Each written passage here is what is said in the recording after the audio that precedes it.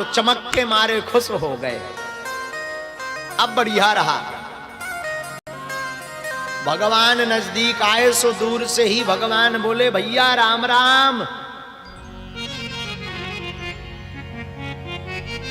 विप्र हरपाल बोले लगता ये तो भक्त है, इसको नहीं लूटेंगे।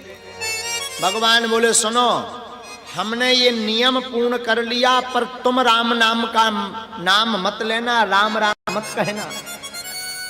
हरपाल विप्र बोले क्यों? बोले हमें भगवान के नाम से बड़ी ग्लानि है। विप्र हरपाल समझ गए ये नंबर 1 का नास्तिक है, पापी है, और मालडोल भी इसके पास खूब है, और इसकी घरवाई भी खूब गहने लादे हैं।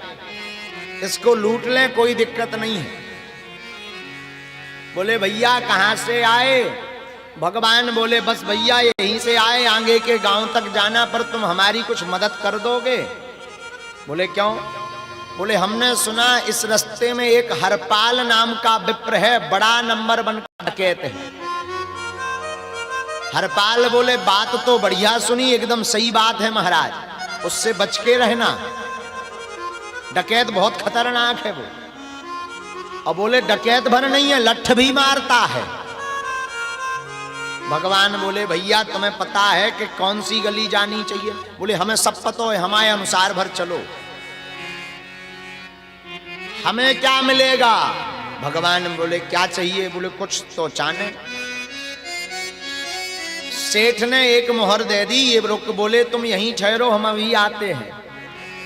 भगवान से मोहर ली, ये बेच करके कुछ बाल भोग श्रीमती जी को दे गए, और जाकर बोले देवी तुम जब तक बाल भोग बनाओ, साधुओं को पवाओ, हम राजभोग की व्यवस्था करके आई थे।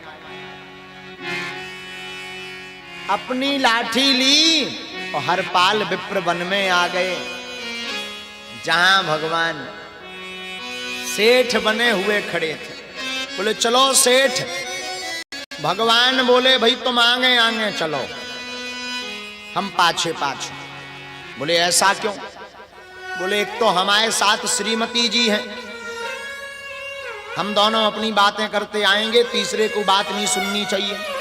दूसरा तुम्हें रक्षा करनी है, हरपाल विप्र अगर फंस भी जाएगा तो कम से कम तुम लड़ तो पाओगे आगे, हमारी रक्षा तो कर पाओगे, तो तुम आगे चलो, हम पीछे से आते हैं।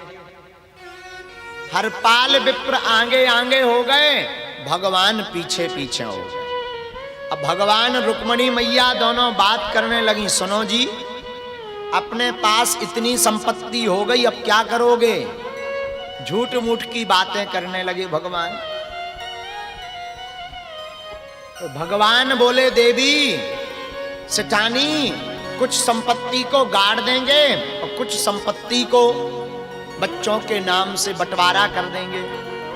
तो सेठानी बनी रुक्मणी मैया, बोली महाराज कुछ साधुओं को भी दे देना।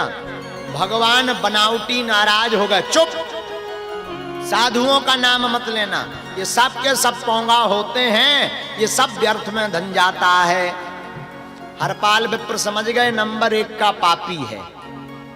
मन ही मन हरपाल विप्र बोले रुक जाओ श्रीमान, तनक देर में सबका सब जो तुम पहने हो सब साधुओं में ही जाएगा, कुछ नहीं बचने वाला।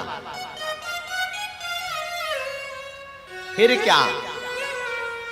आगे घना घोर जंगल आया तो हरपाल विप्र ने लाठी ली और जोर से भगवान के नजदीक पटक दी मारने के हिसाब से।